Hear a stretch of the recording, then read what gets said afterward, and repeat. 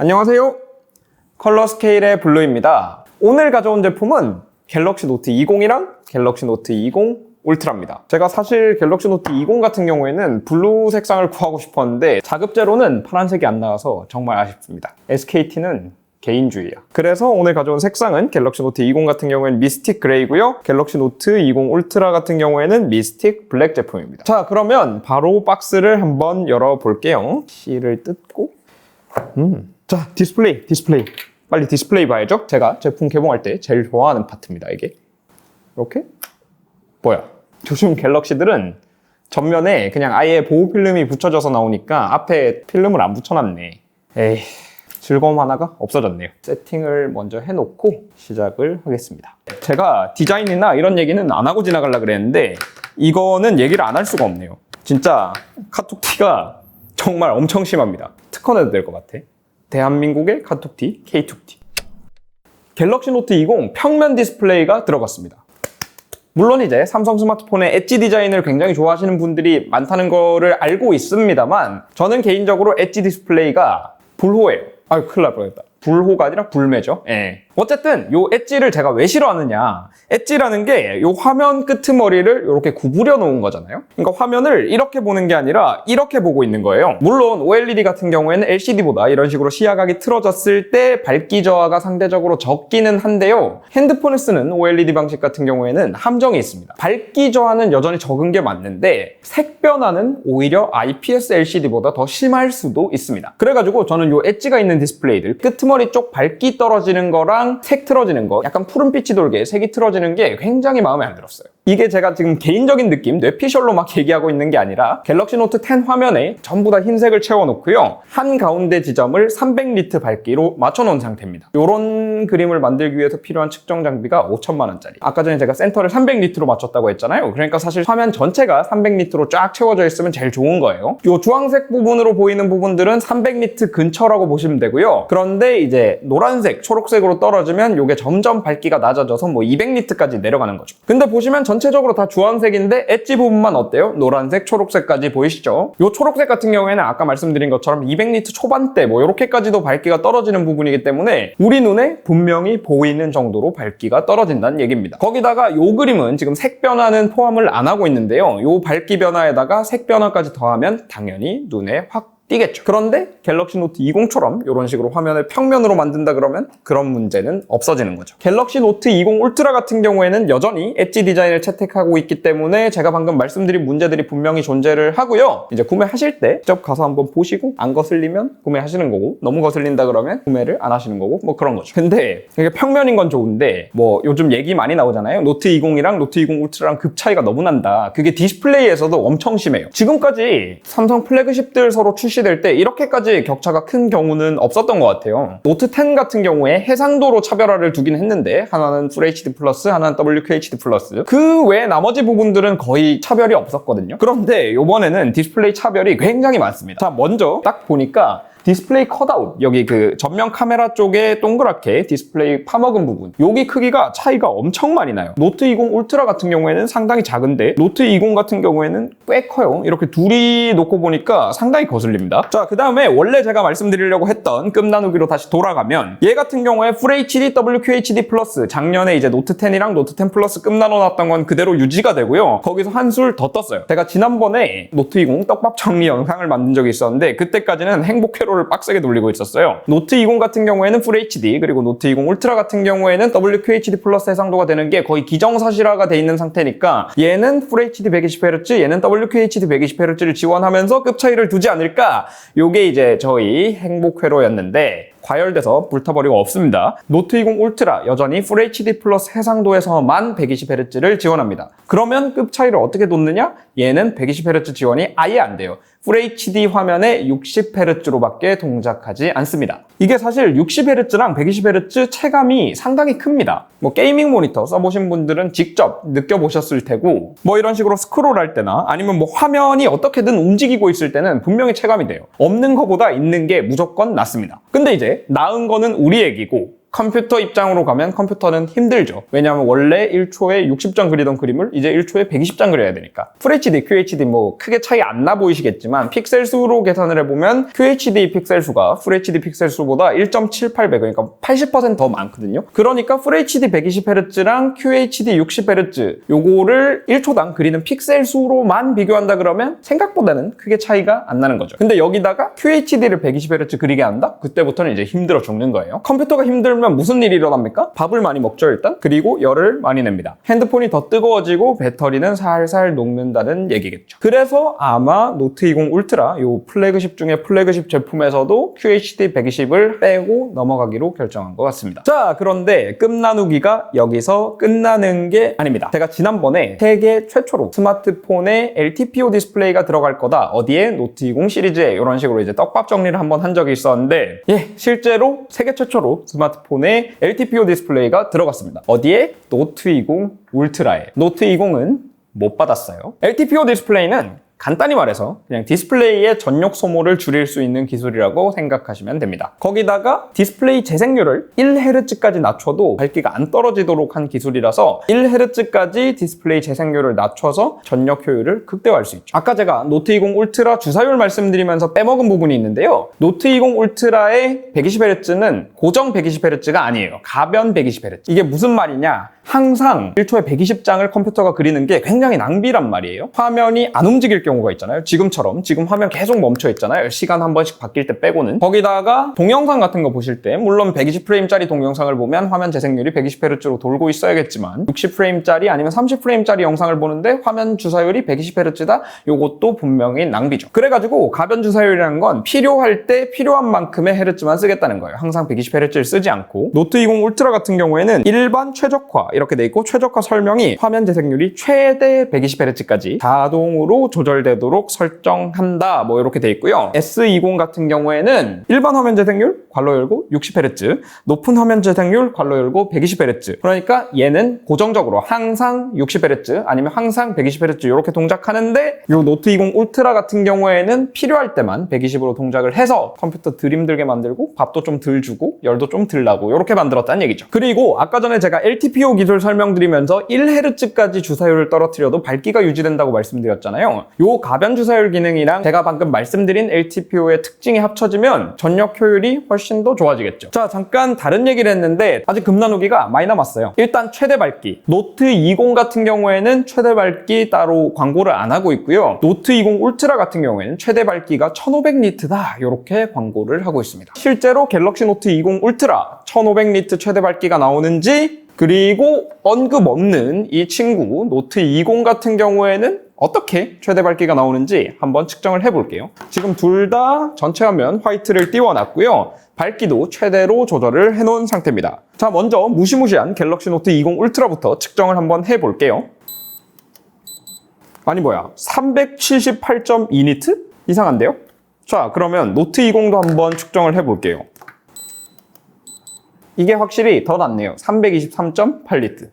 이게 무슨 일이지? 1500리트가 나와야 되는데 왜 300리트 언저리에서 놀고 있는 거죠? 사실 이 이유는 제가 예전에 이 영상에서 말씀을 드린 적이 있는데 기본적으로 안드로이드 스마트폰 같은 경우에는 사용자가 올릴 수 있는 최대 밝기가 제한돼 있어요. 실제 스마트폰의 최대 밝기가 이만큼이면 사용자는 여기까지밖에 접근을 못하게 돼 있습니다. 디스플레이 최대 밝기를 끌어올려서 쓰면 그만큼 전기도 많이 먹고 열도 더 많이 나고 OLED니까 버닝이 있잖아요. 디스플레이 수명도 더 빨리 줄어들고 이런 이유 때문에 제한을 해놓은 것 같아요. 실제로 사용할 때는 이게 제한이 풀려 있으면 좋겠다 할 때가 가끔 있습니다. 이게 300니트가 이런 실내에서는 상당히 밝은 밝기인데요. 낮에 야외를 나가면 이게 어두운 밝기가 됩니다. 근데 스마트폰의 조도 센서가 주변의 상황을 완벽하게 확인해 줄 수는 없어요. 화면이 내 생각보다 어둡다, 그래서 내가 더 밝게 보고 싶다 했을 때 iOS 같은 경우에는 밝기 바를 끝까지 올려버리면 되는데 안드로이드 같은 경우에는 거기서 사용자가 밝기를 더 못 올린단 말이에요. 그러면 이제 밝은 데서 화면이 잘 안 보인다. 실제 실제로는 얘는 그거보다 더 밝은 걸 보여줄 수 있는데도 불구하고 이런 불만이 나오게 되는 겁니다. 그리고 하나 더, 지금 제가 흰색을 화면 전체에 가득가득 채워놨잖아요. 요러면 최대 밝기가 안 나옵니다. LCD 같은 경우에는 어차피 불빛은 뒤에 백라이트가 한 번에 내고 얼마나 가로막느냐에 따라서 이제 빛나는 거가 결정이 되기 때문에 화면에 조금만 빛나든 화면 전체가 빛나든 소비 전력에 큰 차이가 없습니다. 근데 OLED 같은 경우에는 화면 일부만 켜져 있고 나머지는 꺼져 있다? 그러면 전력 소모가 줄어드는 겁니다. 내가 1시간에 쓸 수 있는 돈이 이만큼 있는데 요만큼만 일한다? 그러면 얘네들한테 초과 수당을 줘서 얘네들이 더 빡세게 야근하게 만드는 거예요. 그러면 이제 더 밝아지는 거고요. 전체가 다 일할 때는 내가 1시간에 쓸 수 있는 돈이 요만큼밖에 없으니까 이만큼 주고 싶어도 못 주는 거죠. 전체적으로 좀 더 어두워집니다. 그래가지고 진짜 최대 밝기를 보고 싶으면 굉장히 강한 빛을 쏘면서 동시에 화면의 1% 정도 영역만 빛나도록 만들어놔야 밝기를 측정할 수 있어요. 지금 촬영하고 있는 이 촬영 세트에서는 당연히 그렇게 측정이 안 되니까 제가 요거는 금방 측정하고 돌아오겠습니다.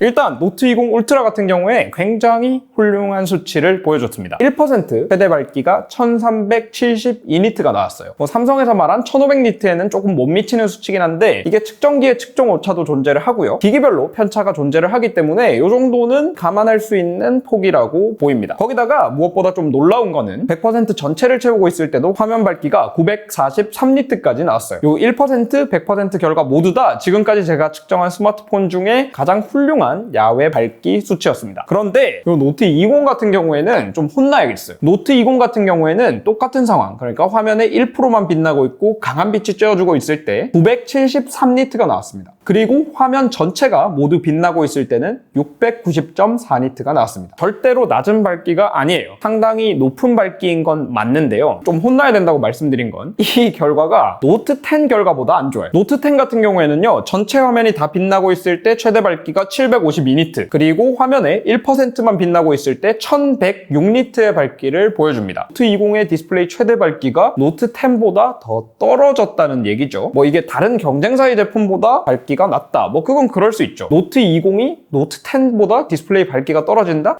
개인적으로는 굉장히 실망스럽습니다. 이거는 끝나누기를 넘어서 원가 절감이라고 불러야 될 판이에요. 노트 20 울트라 같은 경우에는 굉장히 훌륭한, 지금까지 측정해본 디스플레이 중에 역대 최고의 밝기를 가진 디스플레이가 들어가고, 반대로 노트 20 같은 경우에는 작년 전작보다 못한 최대 밝기를 가지고 있습니다. 거기다가 흥미로운 점이 하나 더 있는데요. 노트 10이나 S20처럼 삼성이 지금까지 내왔던 스마트폰 같은 경우에는 HDR 컨텐츠에서의 최대 밝기가 방금처럼 빛을 쏴서 측정했을 때의 최대 밝기와 거의 비슷했습니다. 그러니까 디스플레이가 가진 최고의 성능을 HDR 컨텐츠에서 제대로 뽑아줬다는 얘기죠. 그런데 노트 20이랑 노트 20 울트라 둘 다 HDR 최대 밝기가 기계의 최대 밝기에 못 미칩니다. 노트 20 같은 경우에는 기계 최대 밝기 자체가 좀 낮다 보니까 차이가 크진 않아요. 1% 화면만 빛나고 있을 때는 910니트 정도 밝기를 내고요. 전체 화면이 다 빛나고 있을 때는 656니트 밝기를 보여줍니다. 조금이긴 하지만 분명히 더 어두워졌죠. 노트 20 울트라 같은 경우에는 그 폭이 더 커졌습니다. 화면에 1%만 빛나고 있을 때